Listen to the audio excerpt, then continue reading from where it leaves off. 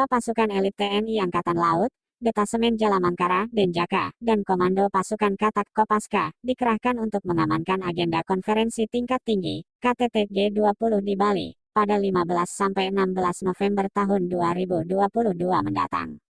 Kepala Staf Angkatan Laut KSAL, Laksamana Yudo Margono menyebut 2 pasukan khusus ini akan berjaga di atas Kepala Perang Republik Indonesia, KRI TNI AL yang turut dikerahkan.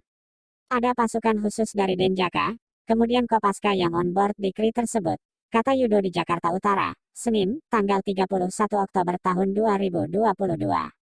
Secara keseluruhan, Yudo menjelaskan, TNI AL mengerahkan 12 KRI kombatan yang mempunyai helidek. Yudo memerintahkan agar setiap KRI membawa helikopter.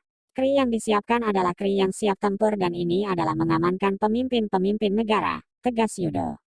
Selain itu, TNI AL juga mengerahkan 3.000 personelnya yang berasal dari Korps Marinir TNI AL, pengawal KRI, maupun personel dari Pangkalan Utama TNI AL, Lantamal, maupun Pangkalan TNI Angkatan Laut, Lanal. Seperti Lantamal 5, Lanal Banyuwangi, maupun Lanal Benoa, ujar Yudo. Yudo menambahkan, pihaknya akan melihat sejauh mana kesiapan personelnya dalam melaksanakan tugasnya. Dalam waktu dekat, dirinya akan menyaksikan pelaksanaan tactical floor game atau semacam simulasi yang dipimpin oleh Panglima Komando Armada 2, Pangko Armada 2, Laksamana Muda, Laksda TSNB Huta Barat. Di G20, Huta Barat bertugas sebagai Komandan Satuan Tugas Laut dan Satgasla Pengamanan Sektor Laut G20. Saya pengen lihat bagaimana sistem pengamannya besok. Saya selaku pembina, saya juga ingin tahu bagaimana Pangko Armada 2 dalam menyelenggarakan pengamanan G20 dengan unsur-unsur gabungan dari Armada 1, 2, 3, sehingga dengan marinir juga di sana, imbuh dia. Sebelumnya, Panglima TNI Jenderal Andika Perkasa mengatakan, terdapat 18.030 personel yang dikerahkan untuk mengamankan titik VVIP Kepala Negara Partisipan G20. Dari total jumlah personel ini, terdapat 3.200 personel Polri, 492 personel dari institusi lain, dan sisanya prajurit TNI. Andika juga sudah membentuk beberapa satuan tugas Satgas, yang mencakup Satgas VVIP, Satgas Laut, dan Satgas Udara. Andika menjelaskan, Satgas VVIP bertugas untuk mengamankan kepala negara partisipan G20. Satgas VVIP hingga kini sudah menyiapkan paket pengamanan dengan estimasi 42 kepala negara. Sedangkan Satgas Laut akan mengerahkan 12 kapal perang Republik Indonesia, KRI, milik TNI Angkatan Laut.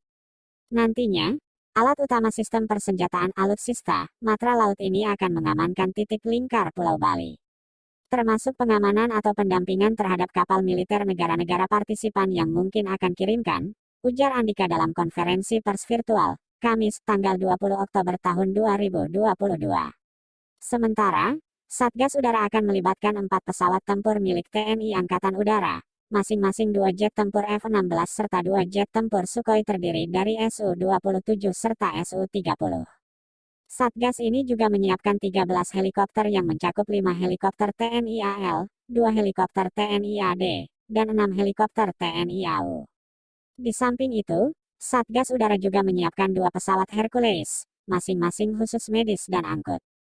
Selain itu kami menggelar 1 pesawat Boeing VIP apabila diperlukan sebagai tambahan. Kemudian juga ada pesawat Boeing jumlahnya 2 yang fungsinya sebagai pengintai. Jadi secara umum itu yang kami gelar, jelas Andika. Tak hanya itu, Satgas Udara juga melibatkan 19 pangkalan udara Lanut, yang terbentang dari Sumatera kecuali Aceh, Jawa, Bali, Lombok, serta Kalimantan yang berada di Banjarmasin dan Balikpapan, termasuk pelabuhan. Sekian informasi yang kami sampaikan, saya Gusti Molo pamit undur diri dan sampai jumpa.